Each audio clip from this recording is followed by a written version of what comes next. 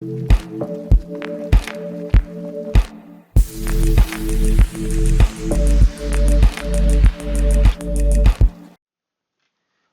up YouTube, Flying Span here. Today we have a video that is setting up the MiniFCU, the MiniCockpit FCU box, which we have in front of us. Hopefully you've come from the unboxing video which I made, and hopefully I have actually got to making and uploading these, because normally I say, oh yes, I'm going to make the video. I then make the video and then don't upload it for whatever reason, but that's a fault of my own.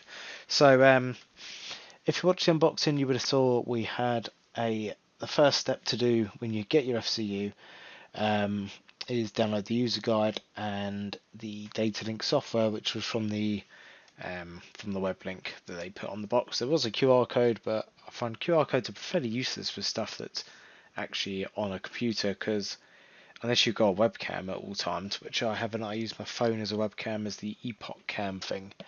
It's fairly important it's getting a QR code, because you're just going to do it anyway. So basically what the website is minicockpit.com/download. You go to there and it takes you straight to an article, which is very well done, fair dues to them. It's very handy to do this, and it's just a startup guide of the MiniFCU. So what we have done, so you connect, basically you download the software, which it depends on which simulator you're using. Of course I'm using MSFS, well could use X-Plane as well, which is further down here, but I'm using it from MSFS. I think I've uninstalled X-Plane now. Sorry X-Plane users, just to clarify, but you knew it was coming. And yeah, that's it. You run. I haven't actually run the software yet, so I've unzipped it, installed it. Just need to run the file, so I'll do that now. Firstly, we've downloaded the software, and we need to connect the unit. So let me put on my camera, which is that one. Maybe not. Is it that one? What is it? That one. It's that one. So there's the unit. There's my hand. Let's plug this unit in. So we've done that. We just need to run this software. So when we run the software, it will automatically search for the community folder. So software is here. Yes. Windows Store version detected. Yep. Install.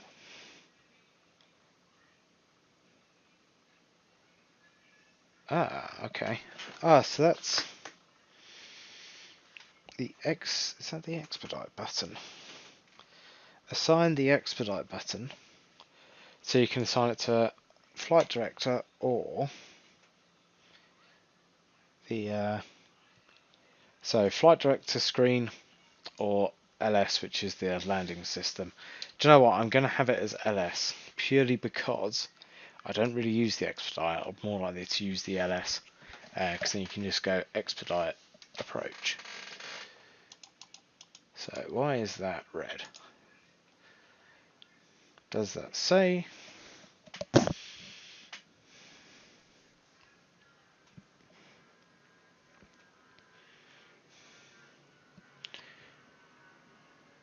So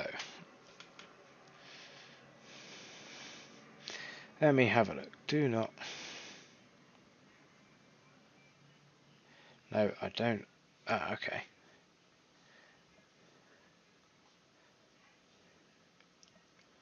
So I assume. Oh, that's hardware gone. Hardware add-on. Let me start up Flight Simulator. So we just loaded in. So I've loaded into Manchester with the fly-by-wire A320. I've just noted on the website while I was waiting the forever time that it takes MSFS to start up. I shall put that up whenever I find where's my cursor gone. Right, cursor is here. So if I go into here, the add-on bit, which was red, is now alive. I suppose add-on could also, should probably say simulator, that would be a bit easier. So now it's got simulator connection.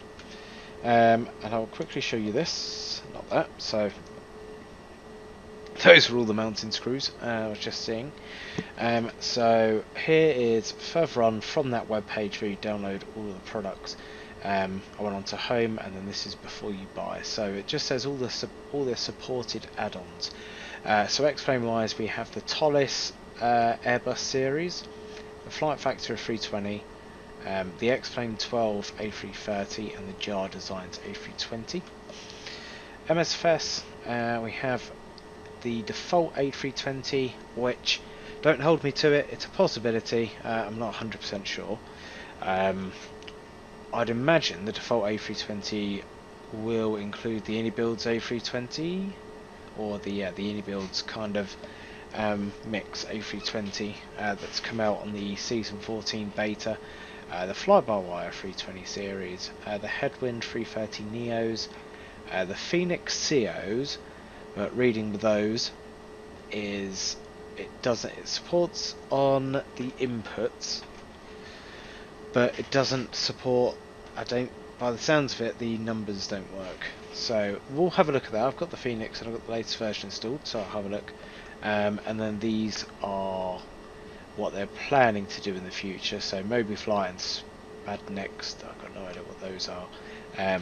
But in the future, hopefully the FS Labs 320 in P3D, the Latin VFR 320 and 330, and the Aerosoft 330. So assuming Latin VFR, of course. Oh, actually, I suppose you could say the Aerosoft 330 for MSFest, but that's not available, and God knows when it will be. Yeah, so let's crack on. Let's go into here, ready for next flight. So, time of truth. There we are. Hey! Let me go down. I can't remember how. I've just changed all my controller controls so it's a bit easier to navigate around the flight deck. So, there we go. There is somewhere. If we get there. Oh, that's up and down. So if I go down a bit there. Oh.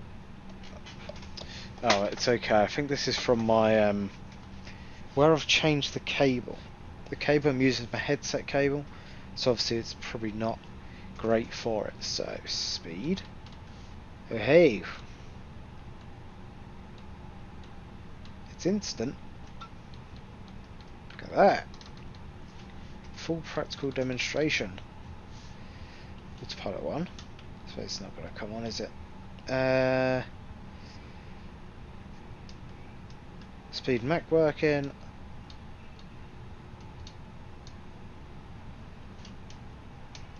That changes. Metric altitude.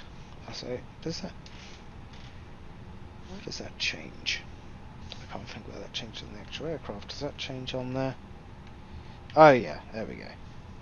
So down there on our main screen. So if I take park and brake off, let's just go flying.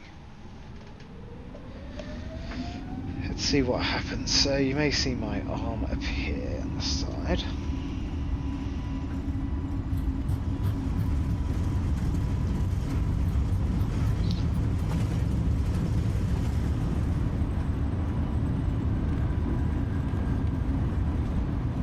Let's get that up. Gear up. So I think if we can go for 3,000 feet. Autopilot on, which it has done. 3,000.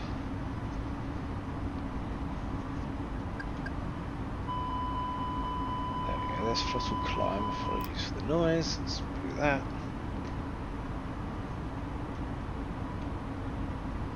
That could give us a good tug to do the heading. So there's climb. It's a bit weird.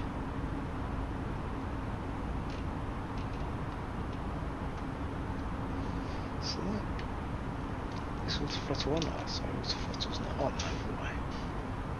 I thought it wasn't leaving climb, my bad. So let me just make life a little bit easier for myself. I'll go nav that way and make that.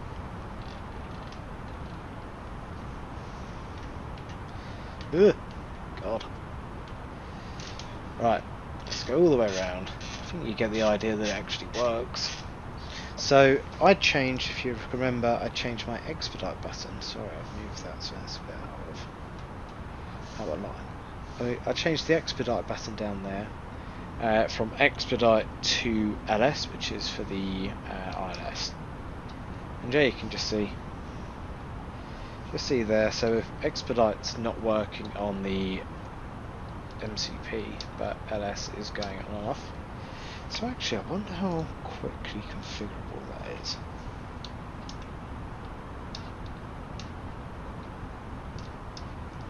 $2,500. Changes to flight director. Ah, okay, that's quite cool. So it's fairly instant. So I've changed that there to expedite. So if I expedite, say to 5,000, turn that on. Expedite now works. Then if I go back to LS, you hit that, and LS goes on. The only issue is it can leave you out of sync. So because now LS is working, well, LS is now the button. I've hit the button and the green light's gone off. Obviously the lights must be done to... Oh, hang on, expedite's gone off there. So is that now because that it approached the altitude? So if I do that, so if I go to flight director and hit it, what happens? Okay, the light does go off. So the light goes off no matter what you press. Okay. Well, that's quite handy. It's quite handy to know that it works. So what I'm going to do is I'm going to jump out the fly-by-wire. I'll then go into the Phoenix and see what happens. So we're here in the Phoenix now, the Phoenix 320, and just to demonstrate kind of what they mean. So I assume none of do the annunciators still work? Are they? Okay, so the annunciators here, so heading VS. All of those still change. The only thing that's missing is, of course, your altitude and all kind of the digits side of this. But functionality-wise, altitude still works. Even if you put it, does that still work? Vertical speed. Yep, push-pull still works on that. Heading-wise, heading's the same. So, auto throttle, localizer. Localizer's not going to work, is it? So, interestingly enough, of course, we tried this on the other one. Expedite button, so I've assigned that to flight director, and coincidentally enough, this works.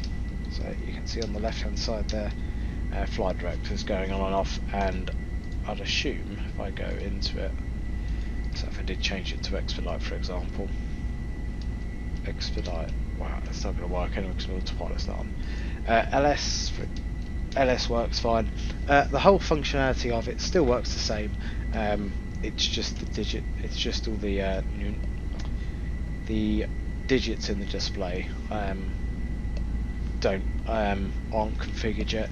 But it's something they're working on, so hopefully it will be available in the future. So I'm just going to try out the Inibuilds 320. Right, so we're here in the Inibuilds, well, the Inibuilds 320 done by in the season 14 beta. Unfortunately, there is no functionality with it, which is a shame, but I suppose it's one of these things that will probably come in the future. So if it's not on that product list, I'll probably say it doesn't work. I will actually just quickly give it a go with a Boeing aircraft, for example, like the PMDG 737. I'll give it a quick go and see what happens. So I said I'd try it, and well, here it is in the PMDG 737, and kind of as expected. Unfortunately, it doesn't work. It would be a great feature for them to add in the future, for it to act as like a generic autopilot kind of area, just so you say you hit autopilot 1 and command 1 or engage, and of course you won't have full, or even just to have the knobs functional, so you'd have speed, heading, altitude and vertical speed. That would be really good, just for the future, and something. Just considering the product's still in development, hopefully there's an opportunity for this, or even to have this as its own configurable area. So say you can configure it to different add-ons. I don't know if there's some software out there that does it. There must be for like the ProSim, flight deck simulators kind of thing, where you can program each button and tell them what they're going to do. That would be something really cool to add in the future, but yeah, it's not available at the moment. But that's pretty much going to summarise this kind of setup video for the MiniFCU. So thank you very much for watching. I hope you enjoyed it. And I know I'm a bit late to the party, but I'm not a full-time video creator, or content creator as they call them. So yeah, I didn't expect anything. So thanks for watching the video. I hope you enjoyed it, and hopefully I'll see you in the next one. Have a very good day. Adios and goodbye.